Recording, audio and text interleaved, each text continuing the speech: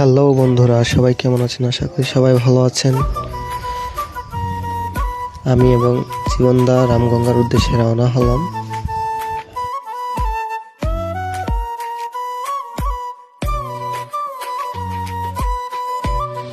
বর্তমানে আমরা চুনারুঘাট আছি।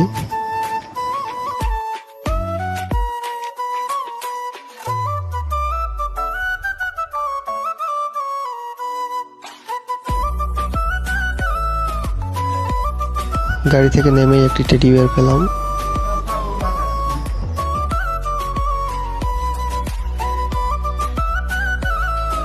বিউটিফুল চুনারুঘাট রামগঙ্গা দেখতে খুবই সুন্দর। এটি একটি ভাইরাল জায়গা।